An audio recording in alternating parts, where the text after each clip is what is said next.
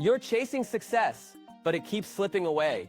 You work hard, you study the right things, you listen to advice, yet something still feels off. You're not alone.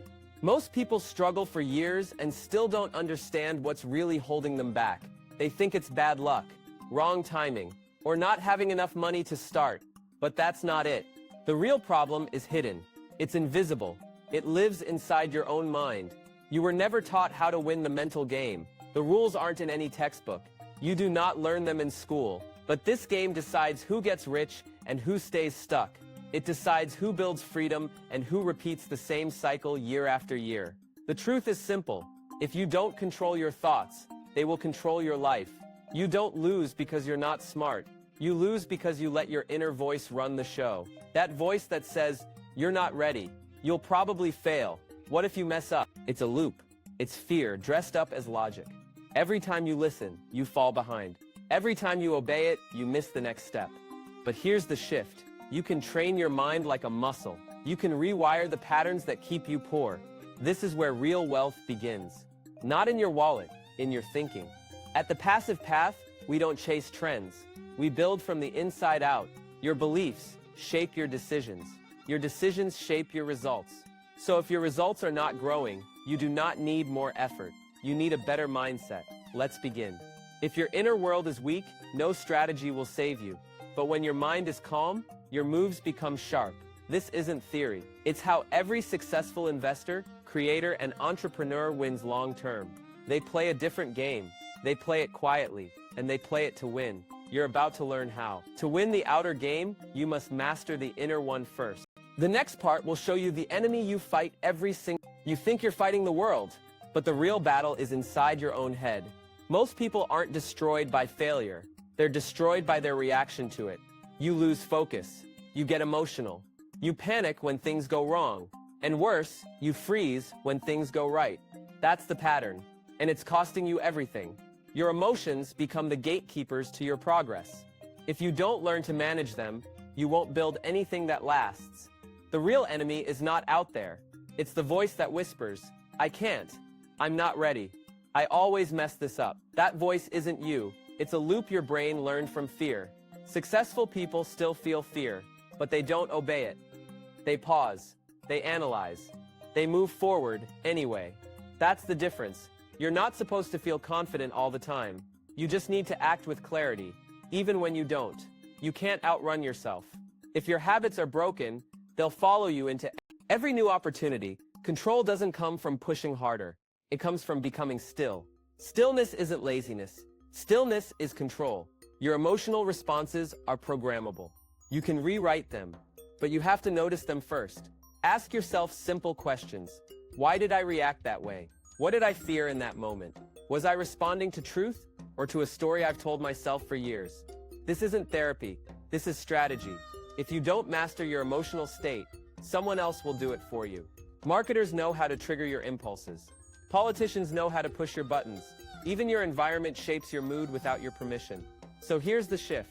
You can either be reactive or you can become intentional. When you're intentional, you stop leaking energy.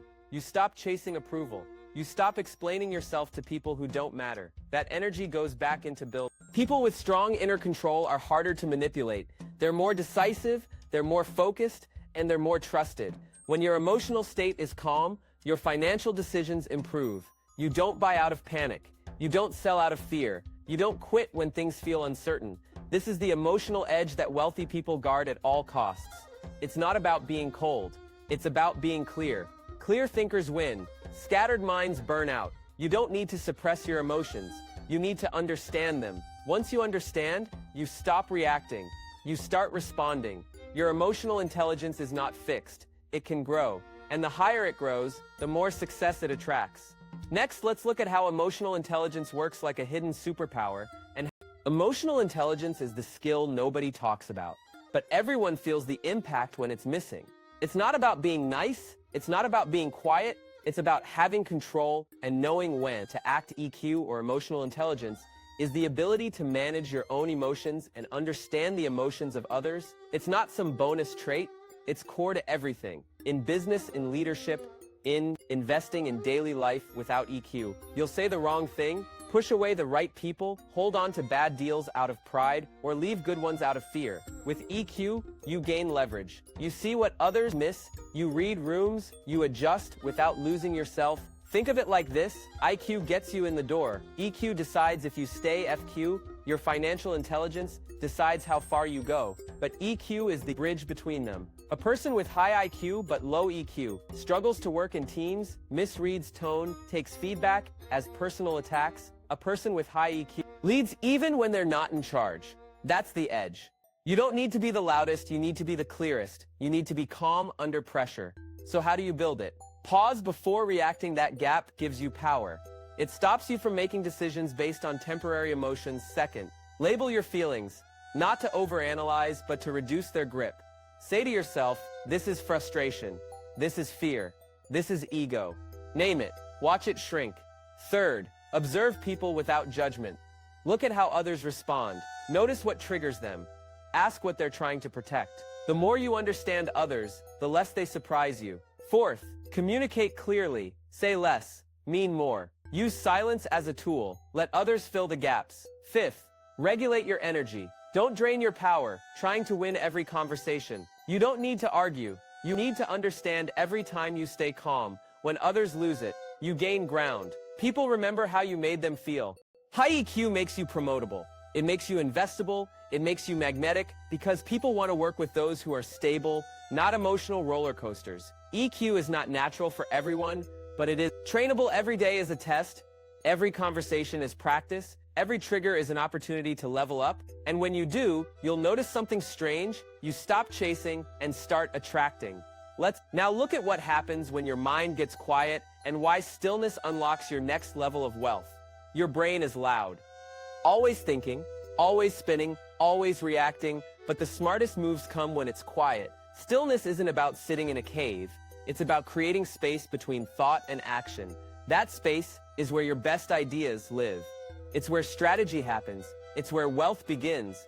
You don't need more hustle. You need more clarity. Look at the most successful people. They block out, they disconnect so they can reconnect with what matters. Steve Jobs sat in silence. Ray Dalio meditates daily. Oprah takes walks alone with no phone. They're not escaping. They're resetting. In the noise, you chase. In the quiet, you choose. Try this. Turn off your phone for 30 minutes. Sit with a notepad. Write down what comes up. You'll be shocked by what your mind reveals when it stops being interrupted. Stillness isn't lazy. It's strategic. When your mind slows down, patterns become visible. Connections form, solutions emerge. That's not magic. That's bandwidth. Most people are drowning in distraction.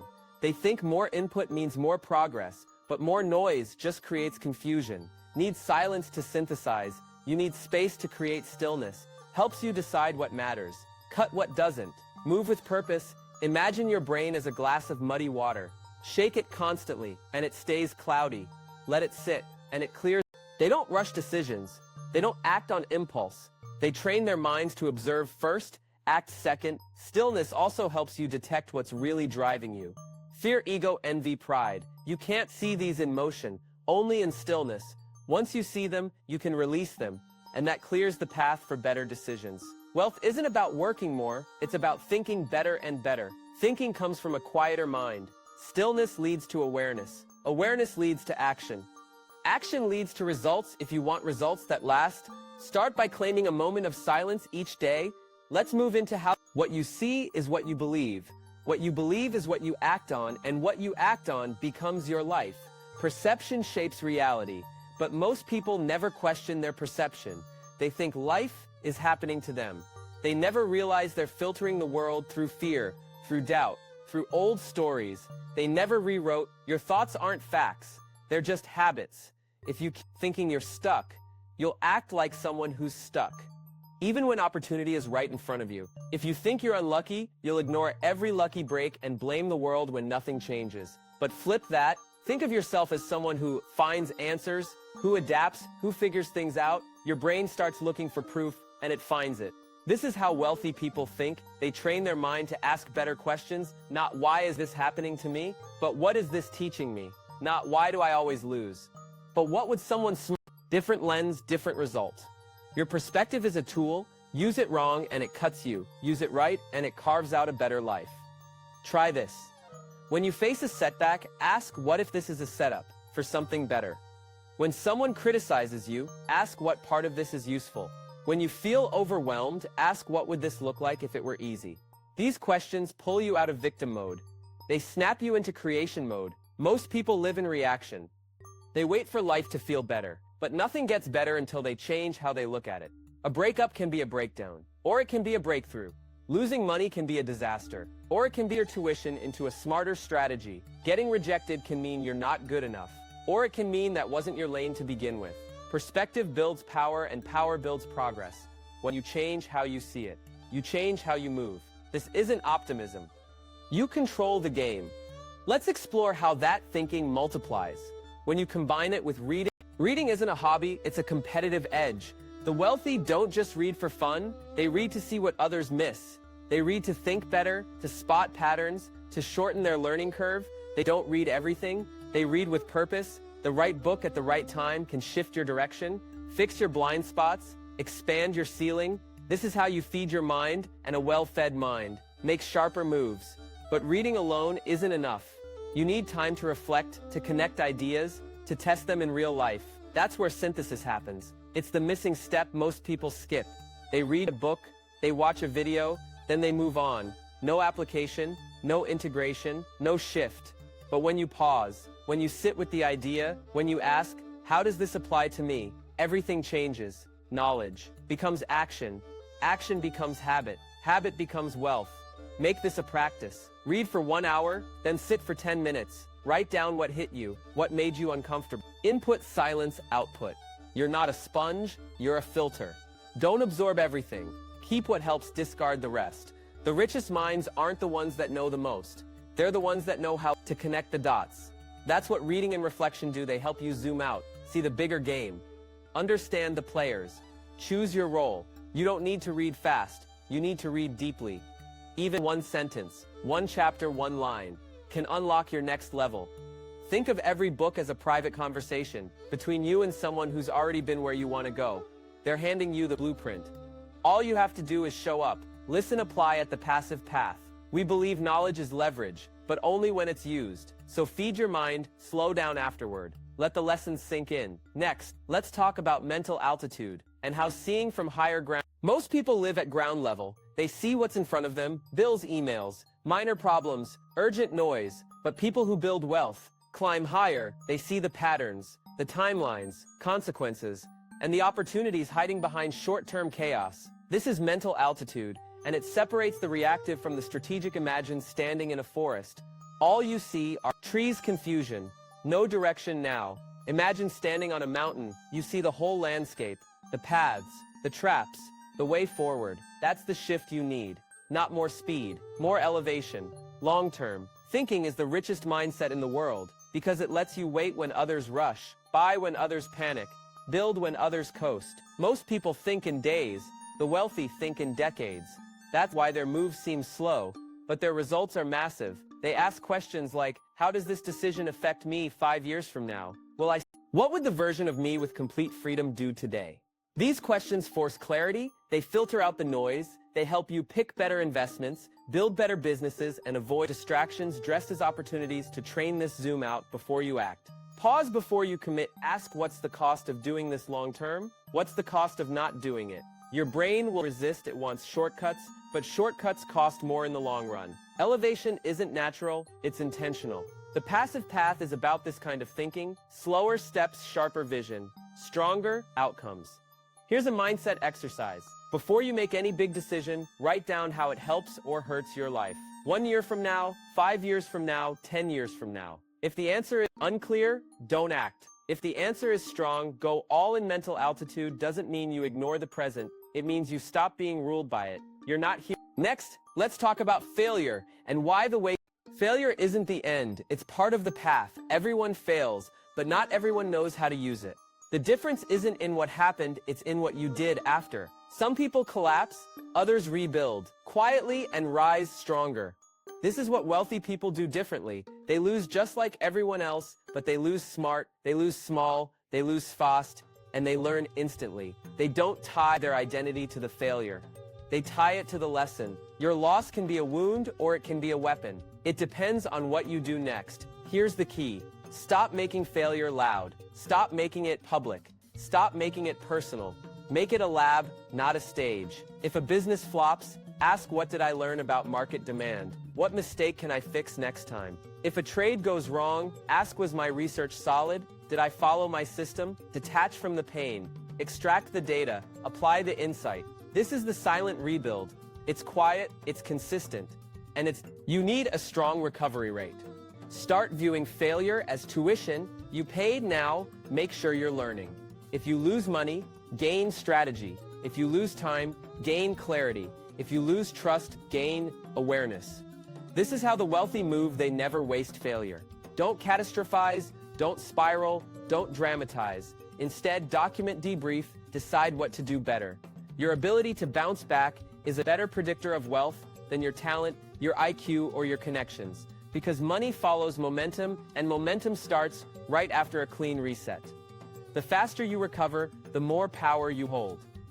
Failure doesn't mean you're done. It means you've started. Let's talk about how this mindset makes investing and wealth building. Investing isn't just about numbers, it's about emotions. The market goes up, you feel excited, you buy more than you should.